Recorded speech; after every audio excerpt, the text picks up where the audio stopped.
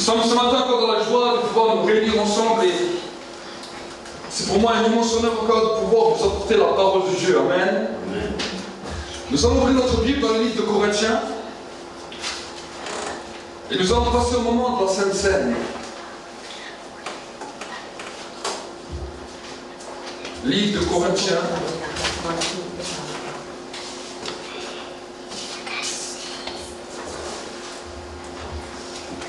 Et nous allons prendre le 1 Corinthiens 11. Et nous allons commencer 1 Corinthiens chapitre 11 et nous allons commencer par le verset 23. Et nous allons lire ensemble ce que la parole de Dieu nous dit. Car moi j'ai reçu du Seigneur ce que je vous ai transmis.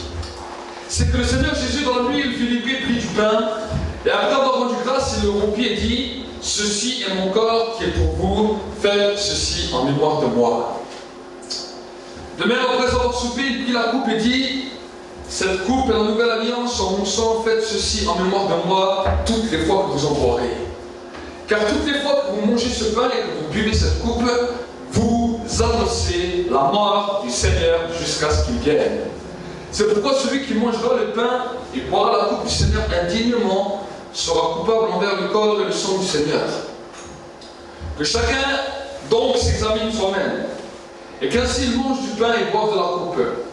Car celui qui mange et boit sans discerner le corps du Seigneur mange et boit un jugement contre lui-même. Amen. La Bible nous dit que toutes les fois que nous mangeons ce pain et que nous buvons cette coupe, nous annonçons la mort du Seigneur jusqu'à ce qu'il vienne. Amen. Qu'est-ce que ça veut dire, annoncer la mort du Seigneur? Vous savez, quand il y a une annonce funèbre dans une famille, alors il y a notion premièrement de deuil, de recueillement, mais deuxièmement, il y a aussi notion d'héritage. Il y a aussi notion de qui revient à quoi après que la personne soit décédée. Amen.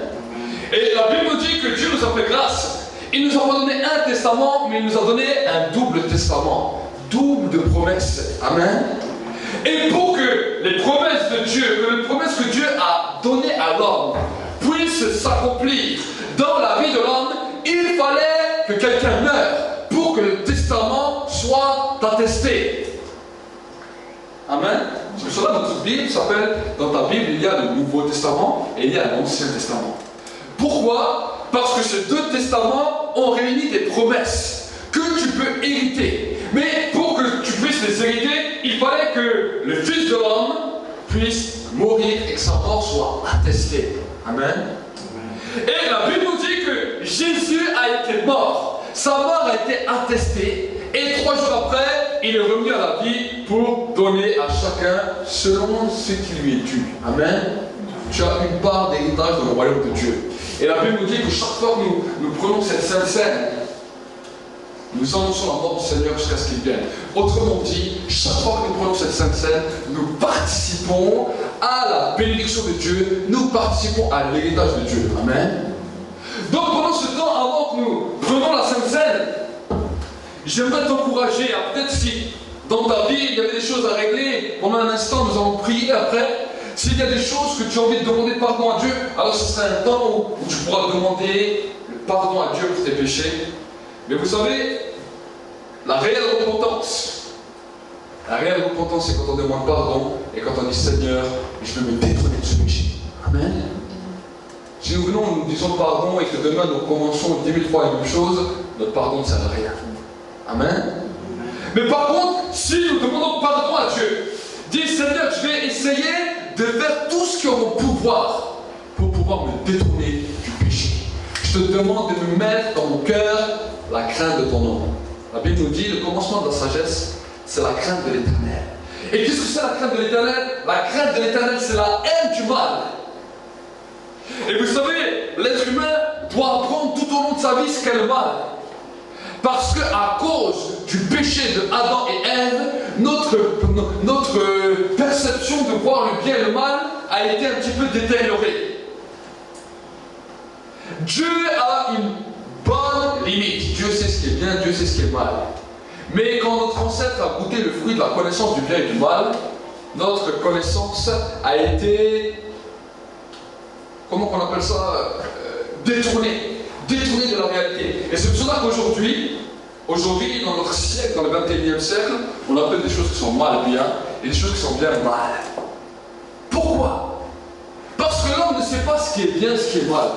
Comment nous l'apprenons? C'est quand nous plongeons nos regards dans la parole de Dieu. Là, nous commençons à découvrir ce que Dieu a appelé bien, ce que Dieu a appelé mal. Amen. Amen. Tant que Dieu n'avait pas révélé ce qui est bien et ce qui est mal, l'homme vivait comme bon lui semblait. Mais Dieu est venu dans sa grâce et il nous a donné un manuel d'instruction qu'on appelle la Bible, la parole de Dieu. Et dans cette parole, il nous enseigne ce qui est bien et ce qui est mal. Amen. Et c'est là que quand nous devenons croyants, quand nous devenons chrétiens, que nous avons un problème. Parce que notre perception de voir le mal et la perception de la Bible sont deux choses différentes. Et c'est là que le Saint-Esprit commence à intervenir en convaincant les hommes de péché, de justice et de jugement. Amen. Amen. Il commence à nous convaincre que ce que nous avons lu dans la parole, c'est réel. Si nous voulons nous approcher de Dieu, nous devons commencer à mettre nos vies en règle. Et quand nous commençons à mettre nos vies en règle, alors à ce moment-là, on se détourne du péché et on lui demande, on dit Seigneur, je sais que ce que je faisais là, ce que je pratique, c'est un péché. Mais je te demande pardon et je te demande de me donner la haine de ce péché. Amen. Amen. Pourquoi? Parce que l'être humain aime le péché. Pourquoi? Parce que nous sommes nés pécheurs. Nous sommes nés tout entiers dans le péché. Et notre nature est plus attirée des fois vers le péché que vers les choses qui sont bien. Si, vous savez, le gouvernement nous arnaque un peu, si on peut un peu l'arnaquer, on va aussi le faire. Ah, de toute façon, ils nous volent. J'entends ça à longueur de temps quand je parle avec les gens. De toute façon, ils nous volent. Alors, moi, je prends sur ma part. Un jour, j'étais avec un collègue de travail et il me prenait sa religion, il était musulman. Et au bout d'un moment, on travaillait dans les fruits et légumes. Et quand on travaillait dans les fruits et légumes, lui, il prenait, il mangeait les fruits comme il voulait. Et ensuite, à un moment, il me regarde, il me dit « si je peux te servir, tu peux manger. » Je lui dis « Écoute, mon ami, si la boîte le permettrait, je le ferais. » Mais quand je suis rentré dans la boîte, j'ai vu un bel écriteau qui disait que si on mange, on vole. On n'a pas à manger parce que ça appartient à la société. Après, je dis oui, mais tout le monde fait ça. Je dis oui, tout le monde. Je dis mais moi je ne le fais pas parce que c'est écrit, je ne le fais pas. Moi je crois en Dieu. Il dit oui, moi aussi je crois en Dieu. Je dis ok, d'accord. Il dit mais moi je crois en Dieu et moi je veux respecter Dieu. Et on a continué à discuter durant la journée, 1 ou 2 jours.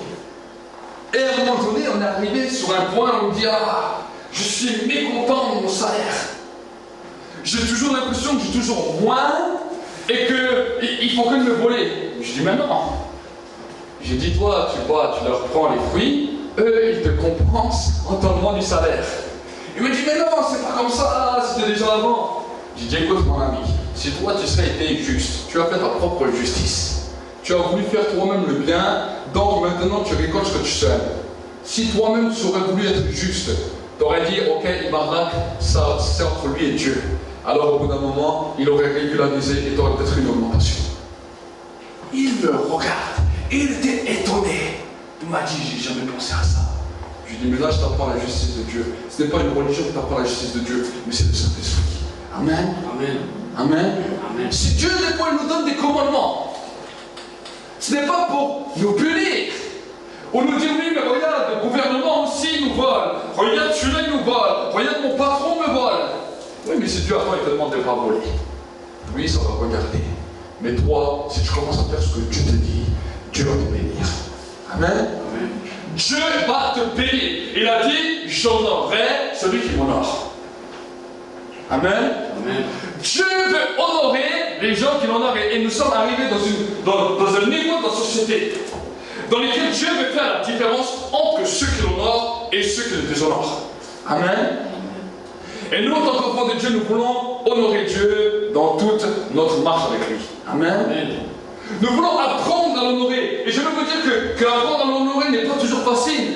Ni même pour moi qui suis prédicateur, ce n'était pas toujours facile d'honorer Dieu. Mais c'est là où nous disons, Seigneur, change mon cœur. Amen. Change mon cœur.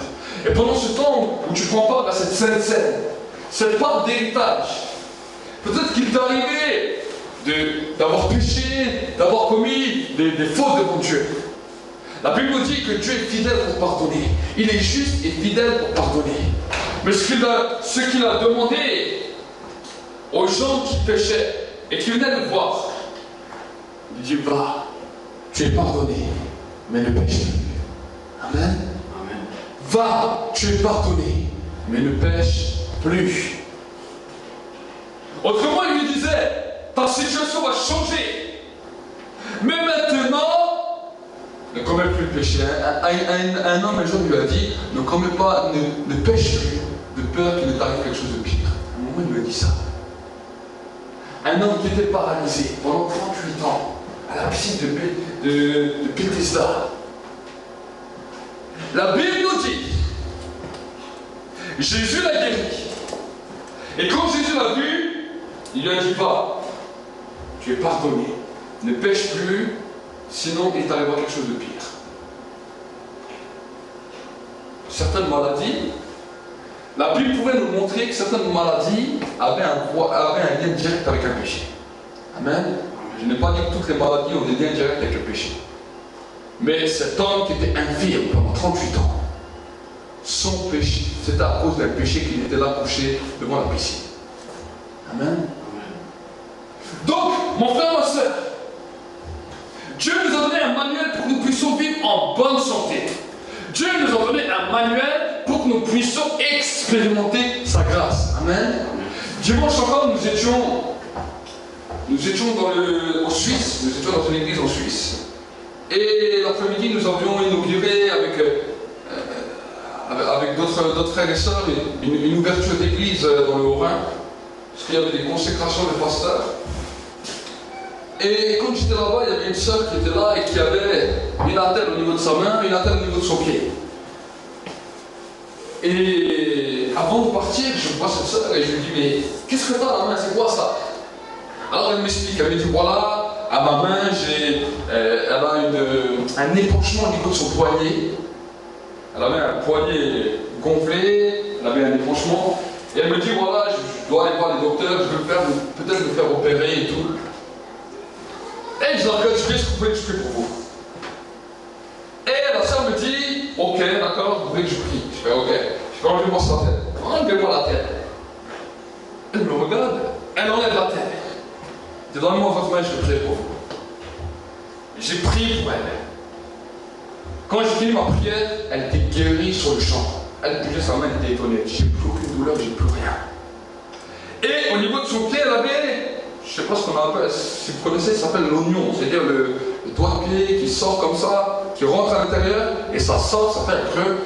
Et elle avait aussi un attelle au niveau du pied, parce que chaque fois qu'elle posait le pied par terre, ça lui faisait des douleurs terribles. J'ai dit, ok. Je lui ai dit, est-ce que vous voulez que je prie pour votre pied? Elle a fait oui. Alors je dis, je vais prier pour elle. Après, elle me dit, ah, mais si vous voulez, je peux aussi enlever la tête. C'est pas moi qui lui ai dit la deuxième fois. Je dis, ok, alors enlevez la tête. J'ai prié pour elle, même pas 5 minutes après, elle était guérie sur le champ. Amen. Amen. Elle était étonnée. Elle dit, j'ai plus aucune douleur. Elle marchait, elle voyait son poignet. Elle dit, j'ai plus aucune douleur. Elle dit, alors dites merci à Dieu. Je dis, ça, c'est pas moi qui fais ça, c'est Dieu qui fait ces choses-là. Amen. Amen. Je vais vous encourager. Le Dieu de la Bible nous dit qu'il est toujours pareil. Il ne change pas. Il ne subit pas l'ombre d'une variation. Amen. Amen. C'est seulement des fois nous qui changeons. C'est nos mentalités qui changent. C'est nos raisonnements. Nous voulons aimer Dieu. Mais quand Dieu nous demande certaines choses, la parole, nous ne sommes pas fichus de les mettre en pratique. Et c'est là le problème de l'homme. Dieu veut bénir l'être humain. Dieu lui donne des règles. Certaines règles, nous arrivons à facilement les mettre en pratique. Mais d'autres règles, on dit, ah non, ça c'est pas plus, ça c'est pas pour moi, ça c'est pour l'autre, ça c'est pour lui, c'est pour lui. Amen. Amen. Vous savez, chaque enfant dans une maison a besoin d'une règle pour vivre. J'ai deux garçons, mais les garçons, si je ne leur donne pas des règles, c'est l'anarchie chez nous. C'est l'anarchie. Mais en tant que père, aussi Aussi bien que je les aime, que voilà, dans ma maison il y a des règles. Si vous êtes avec moi, il y a des règles. Et eux-mêmes, ça ne leur fait pas plaisir. Et je vois que des fois, ils aiment bien détourner les règles. Mais en tant que parents, nous les voyons. Ils disent non, là maintenant tu es allé trop loin. Ça ne va pas. J'aimerais vous dire que la Bible nous dit que Dieu est un père et que nous sommes des enfants. Amen. Donc Dieu nous donne des règles, mais nous sommes des fois des petits enfants comme des petits enfants. Hein? Nous aimons bien détourner les règles, et après, si on est puni, on râle. On dit ah Seigneur, mais non, tu n'es pas juste. Comme les enfants, des fois, ils me disent ah tu n'es pas juste avec moi, c'est toujours toi. Je dis mais si tu écouterais, c'est pas toujours toi. Amen. Amen. Quand on grandit, on comprend. Quand on est adulte, on comprend, on dit ah c'est vrai, nos parents, des fois, ils avaient raison. Ils nous mettaient des petites corrections quand on était passage. Ils nous punissaient, c'est normal. Mais quand on était petit, on ne comprenait rien. Des fois, les chrétiens, j'ai l'impression que c'est des grands bébés. Ils ont 10 ans, 20 ans, 30 ans. Dieu essaie de les corriger, de les reprendre. Ils ne comprennent pas. Amen. Amen. C'est pour cela que nous devons commencer à apprendre. À apprendre et devenir. La Bible nous dit, Jésus a dit, je suis venu chercher des disciples. Des hommes, des femmes qui ont une discipline. Des hommes, des femmes qui savent comment marcher. Et la Bible nous dit que même 3 ans avec ses disciples, des fois Jésus, il commence à chauffer. Il dit, mais jusqu'à quand serai-je encore avec vous? Combien de temps encore je vais vous expliquer les choses?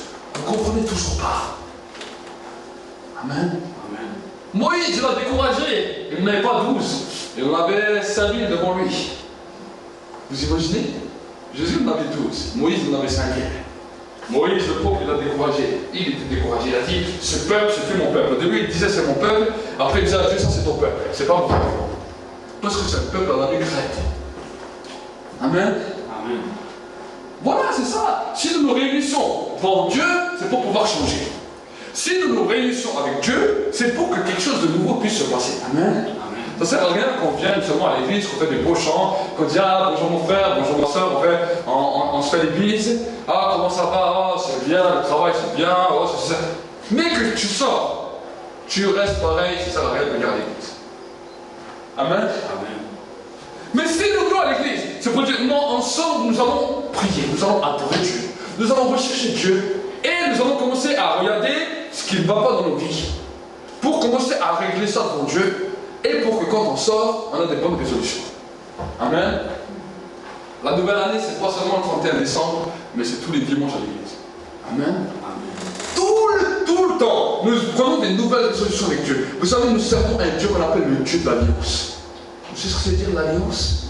C'est-à-dire que chaque étape de nos vies, il y a une alliance qui doit être signée avec Dieu. L'Éternel qui pourvoit, l'Éternel qui entend, l'Éternel qui guérit. L'Éternel qui répondra, l'Éternel qui agira, l'Éternel qui nous consolera, l'Éternel qui nous restaure. Je ne sais pas quelle est l'alliance que tu dois faire aujourd'hui avec lui. Mais aujourd'hui, tu dois sceller l'alliance avec lui. Amen. Amen. Amen. Amen. Et c'est dans cette alliance, c'est cette nouvelle chemin. Vous savez, chaque étape de la vie du croyant est une direction. Dieu ne donne jamais toute la direction d'un coup à la vie d'un homme. Quand une personne se convertit, quand tu commences à marcher avec lui, Dieu dit ok, je t'ai converti, tu veux connaître toute ta vie, ça ne marche pas comme ça avec moi. Je vais d'abord commencer à te conduire, je vais te parler de certaines des promesses, et si tu obéis, tu verras toutes ces choses devant toi. Amen. Amen. Dieu a parlé aux enfants d'Israël, il a dit de vous donner un pays où coule le lait et le miel. C'est ce qu'il leur a dit. Au début, ils étaient dans le désert, ils n'ont rien vu. Ils ont seulement entendu un pays où coule le lait et le miel. Dans le désert, le Seigneur essaie de les guider, ils obéissent le pas, ils ne comprennent pas. Certains ne sont jamais rentrés dans le pays promis parce qu'ils ont désobéi. D'autres, ils sont rentrés. Et la Bible nous dit que quand ils sont rentrés en Israël, oui, ils ont vu le pays où coule le lait et le miel, mais la Bible nous dit que quand ils ont ramené une grappe de raisin, ils devaient être à 2 pour la porter tellement elle était grosse. Ils ont dit le pays est encore plus merveilleux de ce qu'on nous avait dit. Pour y arriver, c'est vrai que ça a été difficile. Le désert était long. C'est vrai que pour y arriver, Nous sommes arrivés, nous avons vu des géants, mais le pays est encore plus merveilleux de ce qu'on nous a raconté. Amen. La vie spirituelle, c'est comme ça, c'est obéi. Tu te convertis, tu commences à marcher avec Dieu. Dieu commence à donner des promesses. Au début, tu ne vois pas les promesses. Mais, fur et à mesure de ton obéissance et ton alliance avec Dieu, tu as dit, mais Seigneur, c'est encore plus beau les promesses que je vois que ce que tu m'as dit. Amen. Amen. Dieu agit de cette manière. Et c'est pour cela qu'il est de notre devoir, en tant que croyant, en tant qu'enfant de Dieu, de pouvoir obéir, même si c'est dur. Pourquoi? Parce que demain, on va avoir la récompense. Amen. Amen. Peut-être aujourd'hui, il y a la récompense. Peut-être dans un jour, dans 2 jours, on ne sait pas. Et j'ai vu plusieurs fois cela dans ma propre vie. J'ai pu voir combien Dieu était bon et Dieu était miséricordieux. Amen. Amen. Amen. Amen. Vous savez, il y a certaines choses qu'on peut acheter avec l'argent. Tu peux acheter à manger avec l'argent. Tu peux acheter la corruption avec l'argent. Mais l'honnêteté, tu ne l'aurais jamais acheté avec l'argent. Amen.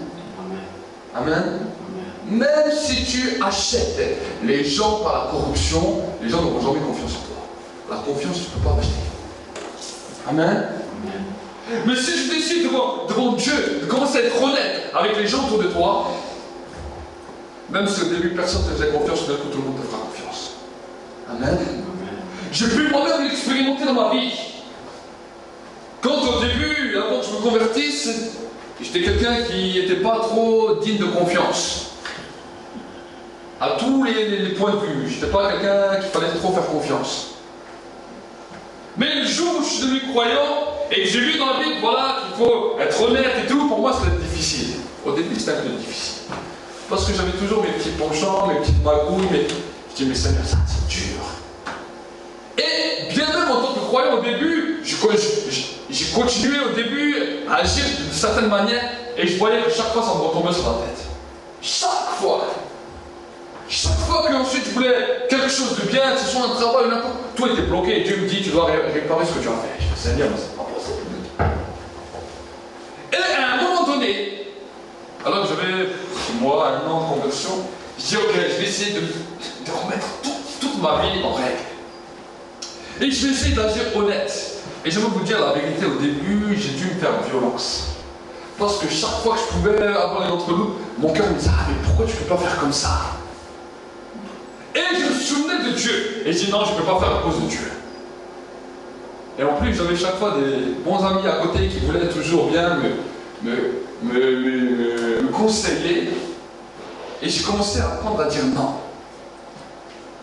Au début, personne ne me faisait confiance. Quand j'arrivais quelque part, même si je voulais être honnête, les gens ne me faisaient pas confiance.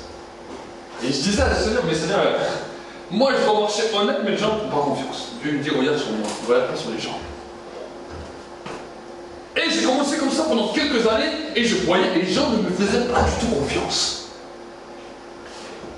Mais j'aimerais vous dire quelque chose, après des années, ce que j'ai vu. Des fois, j'arrivais à des endroits, même aujourd'hui encore, j'arrive des fois dans certaines entreprises, tout, je viens à peine d'arriver, on me donne une confiance limite les yeux fermés. Et les gens le voient. Ils me disent, mais comment ça se fait que quand toi tu arrives quelque part, on te fait des choses comme ça? Ce que tu sèmes, la Bible me dit, tu le récolteras. Amen. Amen. Je l'ai vu plusieurs fois et les gens commencent à le voir. Ils me disent, mais comment ça se fait que quand toi tu arrives, nous on doit faire travailler comme ça. Toi tu arrives, c'est totalement différent. Même les travails les plus durs. Les gens ils le voient. Et tout d'un coup, ils me disent des fois même, ah, tu deviens un chouchou des chefs, tu deviens ceci, tu deviens cela. Carrément, des fois ils me mettent même, ils me laissent même la devance par rapport aux autres. Et moi-même je suis étonné. Mais je me souviens qu'un jour, j'ai dû changer ma manière de penser, changer ma manière de raisonner. C'était pas facile. Quand tout le monde, personne ne te faisait confiance, toujours essayer d'être honnête. Et j'ai pu voir qu'au bout d'un moment, Dieu bénit. Amen. Amen. Et il y a plein de situations comme ça dans ma vie que j'ai pu voir. J'ai pu voir que Dieu a changé. Et je veux vous dire que peu importe, il y a des choses qu'on n'achète pas avec l'argent. Amen. Amen. La confiance d'autrui, tu ne peux pas l'acheter. Tu ne peux pas l'acheter. Ça se mérite. Amen. Amen. Même la confiance de Dieu, ça se mérite. Jésus l'a dit, si tu es fidèle dans les petites choses, moi je te donnerai des grandes. Si tu n'es pas fidèle dans les petites choses, je te donnerai rien. Amen. Dieu lui-même agit par ses préceptes. Amen. Donc c'est lui-même, pour que tu puisses avoir sa confiance, il te demande de régler ta vie. Alors le monde c'est pareil. Amen. La confiance c'est quelque chose qui se mérite. Amen. Bien que nous avons la foi, la confiance se mérite. C'est comme un jeune couple qui se marie, un jeune couple qui est ensemble. C'est pas parce que tu viens de rencontrer ta fiancée ou ton fiancé que tu as confiance en lui. Est-ce que tu sais? La confiance, c'est pas parce que tu l'as rencontré, vous êtes amoureux. C'est pas parce que vous êtes amoureux que vous avez la confiance. La confiance, c'est quelque chose qui va se prouver dans le temps. Amen. Amen. Je l'ai vu moi-même. Même si Dieu m'a montré c'est qui mon épouse. Et que elle aussi, Dieu lui avait montré que c'était moi son époux. On était bien fiancés, on était amoureux, mais la confiance n'était pas là. Quand elle avait quelque part, elle dit, tu vas où maintenant? Et avec qui? Et tu vas faire quoi? Elle me disait, mais pourquoi? Pourquoi tu es toujours derrière? Dès que quelqu'un était là, tout de suite, je voulais tout savoir. Mais c'est après, avec les années. Aujourd'hui, elle me dit, je vais là et là, je dis, ok, vas-y. Parce que j'ai compris avec les années ce que c'est la confiance. Au début, je n'avais pas aucune confiance. Et moi aussi, si j'allais quelque part, elle me dit, tu vas où? Tu vas faire quoi? Pourquoi? Parce que la confiance ne naît pas en un jour. C'est pour cela, les gens qui me disent, mais tu sais, on est chrétien, on doit avoir confiance en tout le monde. C'est pas vrai, la confiance, c'est quelque chose qu'on ne peut pas avoir en tout le monde. Amen. Nous acceptons toutes les personnes, nous aimons toutes les personnes. Mais ce n'est pas parce que nous aimons les personnes que nous faisons confiance bêtement. Sinon, je te donne ma carte avec mon numéro de compte et je te dis, vas-y, je te fais confiance. Mais je ne sais pas c'est qui t'en face. Amen. Vous imaginez? Des fois, on nous présente un peu l'évangile d'une certaine manière. Mais il faut aimer tout le monde, il faut avoir confiance en tout le monde. Oui, alors demain, il y a un voleur qui vient chez toi, tu as confiance, tu lui donnes ta carte bancaire, ton numéro de compte, tu lui donnes tout. Mais j'ai confiance. Si demain il t'a débrouillé, il ne vient pas pleurer. Amen. La confiance est quelque chose qui se construit et qui se teste. La confiance est toujours testée. Dieu teste lui-même sa confiance envers nous. Il nous demande des petites choses. Si on les met en pratique, il nous confie d'autres choses. Si on ne le met pas en pratique, il reste et il attend.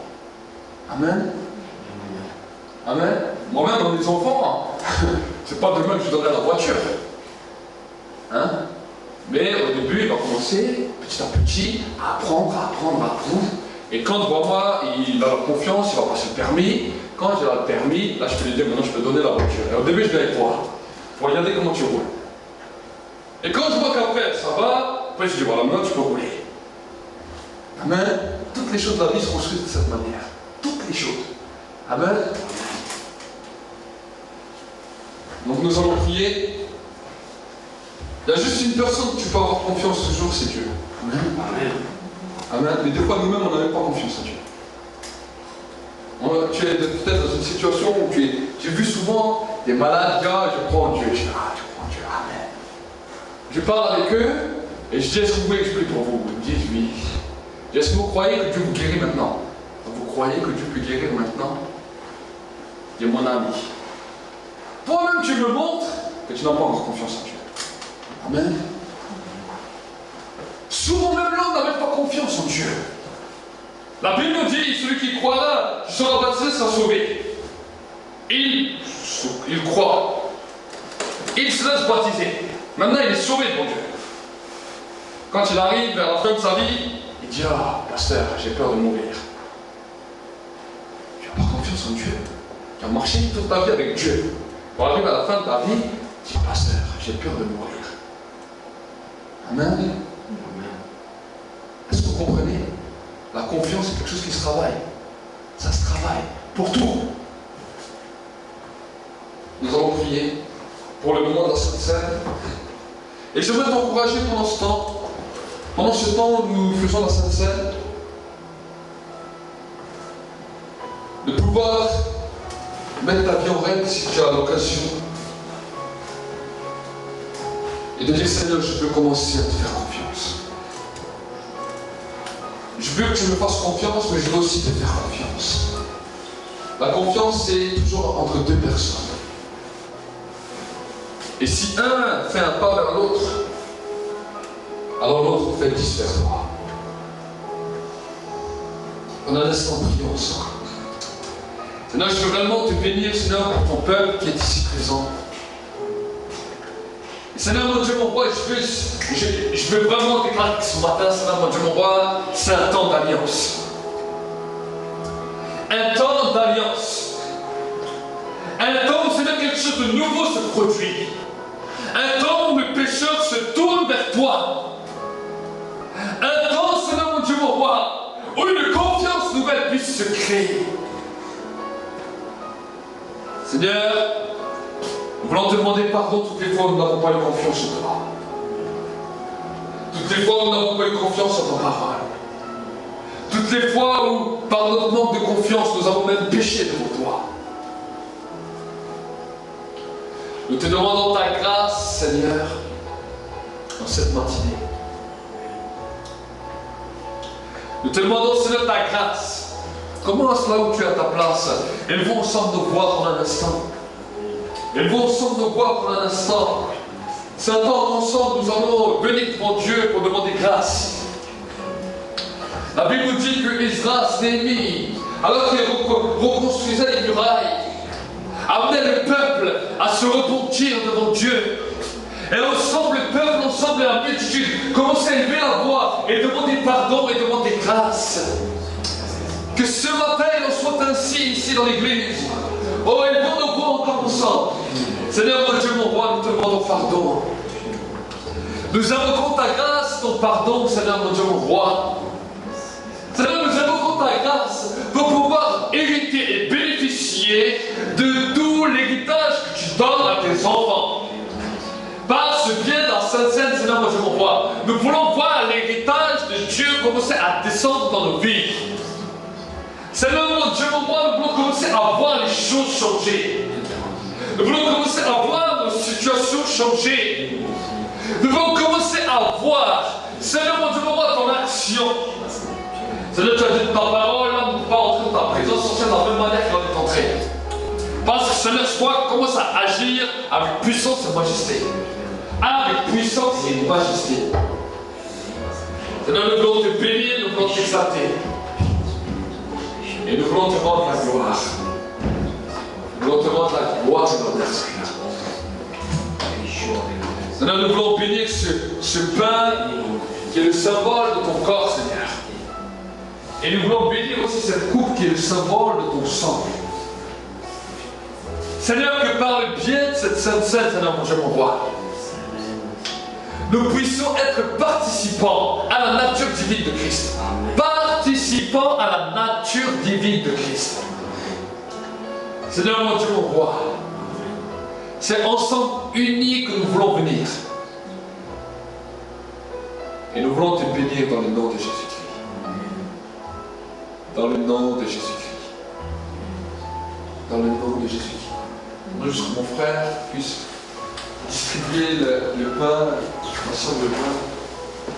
Nous puissions rester dans cette atmosphère de pardon, de repentance. Que nous puissions venir devant le trône de grâce et célébrer notre Dieu parce qu'il est digne de louange.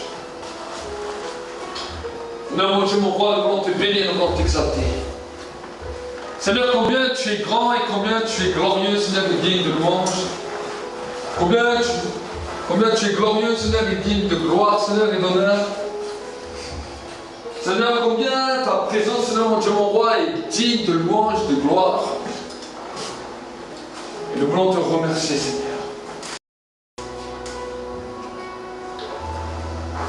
Nous voulons te remercier, Seigneur, parce que tu es grand. Nous voulons te remercier, Seigneur, parce que tu es glorieux. Oh, le sang de Jésus, chante pour le sang.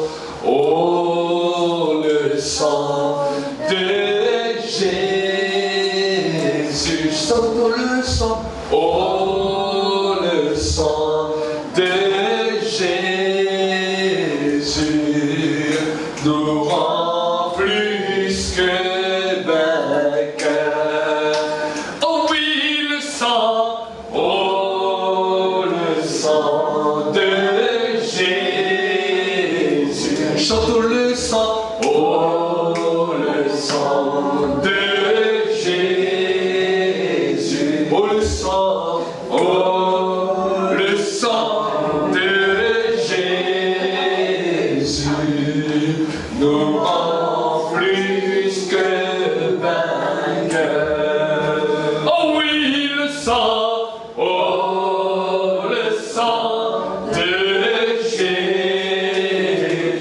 Oh, le sang, oh, le sang de Jésus.